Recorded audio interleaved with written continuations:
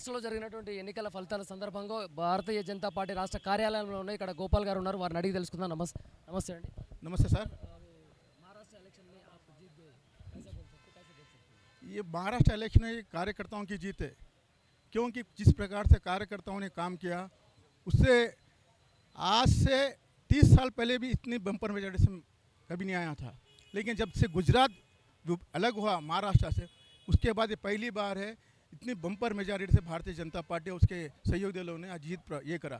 230 से अधिक सीटों ने भारतीय जनता पार्टी का परचम लहराया। इससे ये लगता है कि भारत में पूरे देश में हिंदुत्व की लहर रही है। जिस प्रकार नरेंद्र मोदी जी ने कहा ना, एक रहेंगे तो सेफ है, उनका ही ये है असर है। एक रहेंगे तो सेफ रहेंगे। इस प्रकार से हिंदुओं ने एकत्रित होकर वोट दिया, हिंदुत्व की शक्ति दिखाया। CM Revanth Reddy election campaign भी करा, वो वैसे तो भी फायदा हमारे सीएम ने 5 जगह पर इलेक्शन कैंपेन किया और 5 सीटों पे भारतीय जनता पार्टी ने बम्पर मेजॉरिटी से जीता। जिस प्रकार से सीएम ने वहाँ जाकर हमने तेलंगाना में ये किया वो किया, लोगों ने उन पर भरोसा नहीं किया। 5 जगह भारतीय जनता पार्टी का परचम लहराया। जिस प्रकार से यहाँ के सीएम ने जाकर वहाँ पर ये करा वो करा, लोगों ने इनकी बात का भरोसा नहीं किया। यहाँ पर क्या किया सीएम ने? ना रैतु बंधु दिया, ना रैतुओं के लिए कुछ भी काम नहीं किया, खाली फ्री बस कुछ लोगों के लिए। इस पे भारतीय जनता पार्टी ने उनका विरोध किया और भारतीय जनता पार्टी ने जहाँ पर सीएम ने जितने भी सीटों पे प्रचार किया था पूरे के पूरे भारतीय जनता पार्टी में जीता। बीजेपी सीट ज़्यादा आए तो भी संजू राव क्या बोल रही है, ईवीएम का टैंपरिंग चला है, उनको बोल रहे हैं। सब इनका हमेशा का रोना है। अगर वो जीतते हैं तो उनकी मेहनत से जीता, हम जीतते हैं तो ईवीएम के ऊपर निकालते और जिहाद बोलेंगे, ये बोलेंगे, इनका हमेशा का रोना है साहब। ये इनका रोना हमेशा रहेगा, ऐसा कुछ भी नहीं है। जब उन इलेक्शन कमीशन को बुला के पूछा आप प्रूव करो इलेक्शन में कैसा टैंपरिंग होता, उन्होंने इलेक्शन कमीशन को ही नहीं आया। जब नहीं आया था और आप बोलते कि अब तक कल तक क्या बोलते हम बम्पर मेजॉरिटी, अब जब याद नहीं आएगा ईवीएम हारते कि ईवीएम याद आता उनको। ये उनका हमेशा का रोना है। झारखंड में जो कहते तो बीजेपी का प्रॉब्लम नहीं है वहाँ पर, क्या झारखंड में आप बिल्कुल सही बोले, हम वहाँ पर हारे हैं, उसका विश्लेषण किया जा रहा है। भारतीय जनता पार्टी ने हम पे भरोसा, हमको भरोसा था, क्योंकि वहाँ पर झारखंड में जिस प्रकार काम करे थे, हमारे भरोसा था कि वहाँ जीतेंगे। लेकिन आदिवासियों ने हमारे पर भरोसा नहीं किया। क्यों नहीं किया, इसका विश्लेषण करेंगे, उसके बाद हम अगली बार अच्छा करने का प्रयत्न करेंगे। जहाँ जहाँ पे त्रुटि हुई है उसके ऊपर कवर करने का प्रयत्न करेंगे। तेलंगाना पब्लिक को क्या बोल रहे हैं आप? तेलंगाना पब्लिक को यही बोल रहे हैं कि आने वाले समय भी जिस प्रकार देश में डबल इंजन की सरकार है, तेलंगाना भी डबल इंजन की सरकार बनाकर भारतीय जनता पार्टी की विजय बनाए और देश के अंदर डबल इंजन की सरकार है तो तेलंगाना डेवलप होगा। ये हमारा कहना है, सभी का कहना है। आखिरी में महाराष्ट्र पब्लिक को आपको वोटा डाल के जीत करने की कोशिश करे, वो लोगों को क्या बोलते हैं आप? उनका सभी का धन्यवाद करते हैं जिन्होंने वहाँ पर काम किया, जिन्होंने वोट डाला, जिन्होंने जीत के लिए अपना प्रयत्न किया, उन सभी का हम धन्यवाद प्रकट करते हैं। आप लोगों का एक्सप्रेशन लेके तेलंगाना भी भारतीय जनता पार्टी की सरकार बनाने में हम कार्य करेंगे। बहुत ధన్యవాదాలు.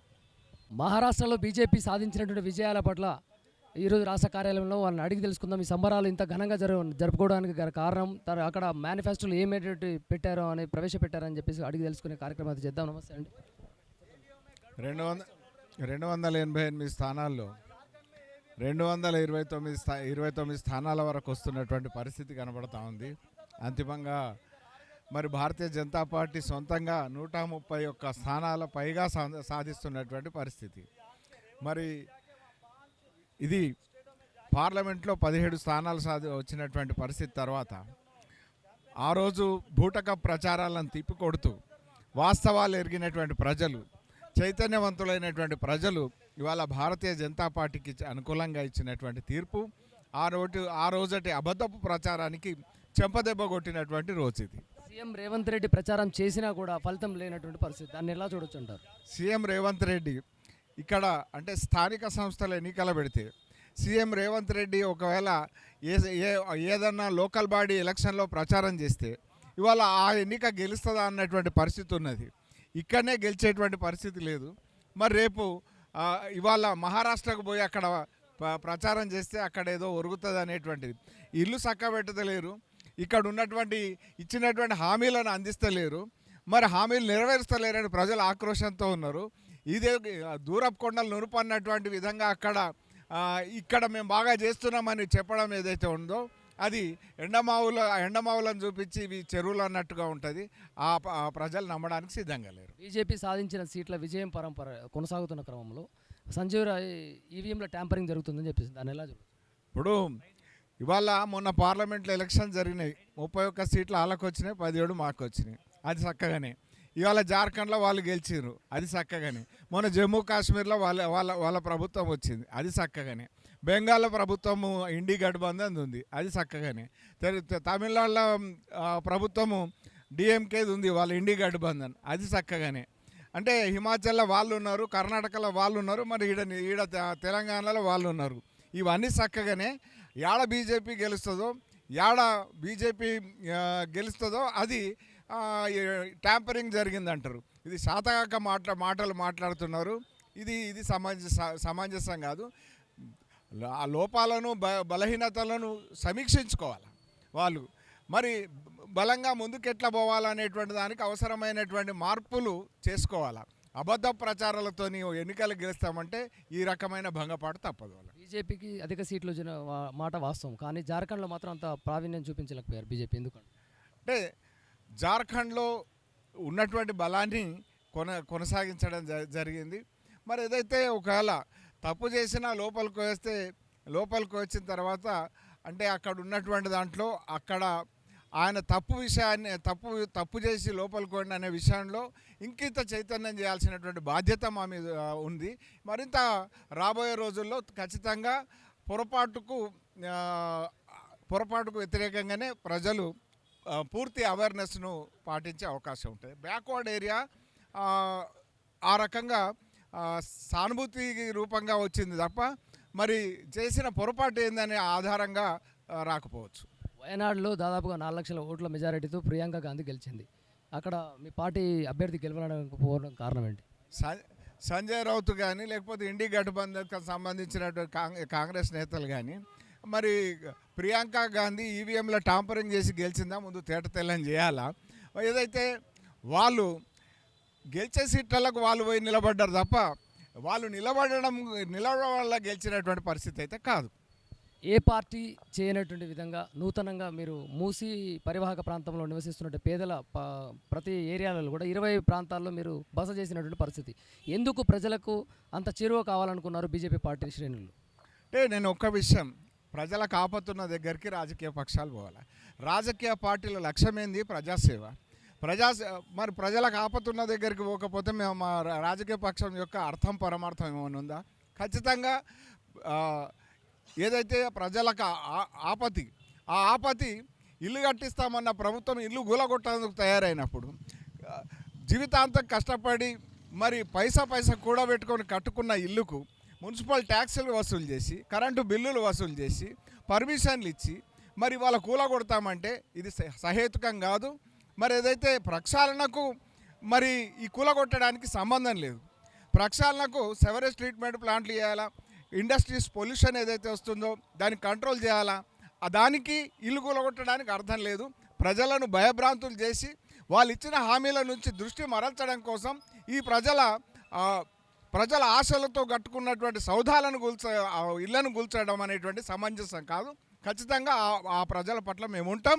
దాంట్లో భాగంగా మొదటి అడుగు ఈ రకం. లగచర్లలో రైతు కుటుంబాలని పలకరించడానికి వెళ్ళినట్టు మీ నాయకులను ఎవరిని కూడా అక్కడ ఊర్లోకి ఎంట్రీ చేయాల్సిన పరిస్థితి, దాన్ని ఎలా చూడొచ్చు అంటారు? అది ముఖ్యమంత్రి సొంత నియోజకవర్గంలోనే ప్రజలను వేధించడం సబబు కాదు. ఆల్రెడీ దానికోసం 13,000-14,000 ఎకరాల భూమి ఏదైతే ఫార్మసీ ప్లేస్ కోసం తీసుకోవడం జరిగింది. మరి దాని పేరున మళ్ళా భూములు కలెక్ట్ చేస్తే మరి దీన్ని రియల్ ఎస్టేట్ చేస్తారా అనేటువంటి భావన ఉన్నది. 50 లక్షలు మార్కెట్ ధర ఉన్నటువంటి దగ్గర 10 లక్షలు ఇస్తామంటే ఇది ముఖ్యమంత్రి కుటుంబీకులు కూడా ఒప్పుకోరు. పేదలైనటువంటి గిరిజన బిడ్డలు మరి ఏ రకంగా వాళ్ళు పెంచుకున్న ఆశలు ధర పెరిగితే వాళ్ళ ఆశ పెరుగుతుంది. అనేకమైనటువంటి పిల్లలను చదివించుకునే విషయంలో కానీ, ఇల్లు కట్టుకునేటువంటి విషయంలో కానీ, పిల్లల పెళ్ళిళ్ళు చేసేటువంటి విషయంలో కానీ, వాళ్ళకు భవిష్యత్తును చూపించేటువంటి విషయంలో కానీ కళలు అంటారు. ఆ కళలను కాల రాస్తే కొంత ఈ రకమైన ప్రతిఘటన ఎదురవుతుంది. ఇది సమంజసం కాదు. న్యాయబద్ధంగా వ్యవహరించాలా.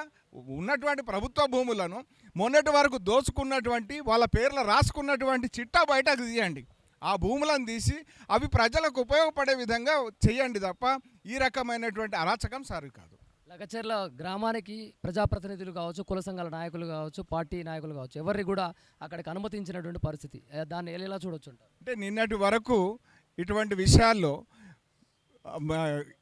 పోలీసులు దౌర్జన్యంగా ఇచ్చేస్తున్నారు, ప్రభుత్వం పోలీసులను అడ్డుకొని ఇచ్చేస్తున్నారని ప్రజల్లో ఉపన్యాసాలు దంచి మరి ఈ రకంగా నువ్వు అధికారంలోకి వచ్చినాక సామాన్యులైనటువంటి రైతులను ఈ రకంగా వేధించడం, చేయడం ఏమాత్రం సబబు కాదు. ఒకవేళ పొరపాటు ఉన్న వాళ్ళను చట్టపరంగా మీరు అరెస్ట్ చేయడం అది చట్టం తన పని చేయాలా, కానీ కక్షపూరితంగా వ్యవహరించడం సమంజసం. మహారాష్ట్ర ప్రజలు మీ అందరికీ ఓట్లు, మీ బీజేపీ పార్టీ శ్రేణులకు ఓట్లేసి మీ విజయానికి కారణమైనటువంటి వారికి మీ మాటల్లో ఏం చెప్తారు? హృదయపూర్వకమైనటువంటి, ఇప్పుడే ఇందాక దేవేంద్ర ఫడ్నవీస్ గారు చెప్పు, నతమస్తకమై ప్రణామం చేస్తున్నాం మహారాష్ట్ర ఓటర్లకని, సాష్టాంగపడి నమస్కారం చేస్తున్నాం. ఏదైతే ఏక్ హైతో సేఫ్ హై అనేటువంటి నినాదానికి ప్రతిస్పందించినందుకు మరి ఏవైతే సంక్షేమ కార్యక్రమాలు అందించినటువంటి ప్రభుత్వానికి, అవినీతి లేని రకంగా అందించినటువంటి ప్రభుత్వానికి, విలువలకు కట్టుబడి వ్యవహరించిన ప్రభుత్వానికి బాసటగా నిలిచినటువంటి మహారాష్ట్ర ప్రజలకు సాష్టాంగ నమస్కారం. విజయం పరంపర భాగంగా తెలంగాణ రాష్ట్ర ప్రజలకు బీజేపీ పార్టీ నుంచి ఏం పిలుపునిస్తారు? రాబోయే రోజుల్లో మరి తెలంగాణ వచ్చినాక 10 సంవత్సరాల అధికారం ఇస్తే తెలంగాణ ప్రజలను మోసం మరి ఇచ్చినటువంటి హామీలను అమలుపరచనటువంటి ప్రభుత్వం, ఆ ప్రభుత్వాన్ని మార్చి మరో ప్రభుత్వం తెస్తే ఇవి అమలు పరచమని తెలిసి ఆ హామీలు ఇచ్చినటువంటి ఈ ప్రభుత్వం వీళ్ళ బారి నుంచి క్రెడిబిలిటీ, విశ్వసనీయతకు మరో పేరు అయినటువంటిది, చెప్పింది చేసేటువంటి పార్టీ, చేసేదే చెప్పేటువంటి పార్టీగా భారతీయ జనతా పార్టీ బలమైనటువంటి ఇవాళ ప్రపంచ నాయకుడిగా ఎదిగినటువంటి నరేంద్ర మోడీ గారి నేతృత్వంలో మీ ముందర ఉంది. ఖచ్చితంగా మీ సమస్యలకు పరిష్కారం భారతీయ జనతా పార్టీ. ఆ రకమైనటువంటి పోరాటం, ఆ రకమైనటువంటి కృషి మీకు బాసటగా ఉండడానికి కోసం మీ వెంట ఉండి ఇవాళ పోరాడతాం, రేపు మీకోసం తలపడతాం. రానున్న స్థానిక ఎన్నికల్లో మీ పాత్ర ఏ విధంగా ఉంటుంది, ఏం చెప్తారు? భారతీయ జనతా పార్టీకి అనుకూలమైన వాతావరణం ఉంది. భారతీయ జనతా పార్టీకి ఇవాళ 30 లక్షలకు పైగా సభ్యత్వం, దాదాపు 35 లక్షల సభ్యత్వం వచ్చినటువంటి పరిస్థితి ఉంది. అంటే గత సంవత్సరం 6 నెలల పాటు చేసినటువంటి సభ్యత్వం, అంతకంటే ఎక్కువ సభ్యత్వం 57 రోజుల్లో మేము చేయగలిగినామంటే ప్రజల్లో ఉన్నటువంటి ఆదరణ అర్థమవుతూ ఉన్నది. రాజకీయాలకు అతీతంగా విభిన్న పక్షాల రాజకీయ కార్యకర్తల కుటుంబాల్లో కూడా భారతీయ జనతా పార్టీకి వాళ్ళ సభ్యత్వం జరుగుతూ ఉందంటే ప్రజల్లో ఉన్న ఆదరణ అది ఖచ్చితంగా స్థానిక సంస్థల ఎన్నికల్లో ప్రస్ఫుటిస్తుంది.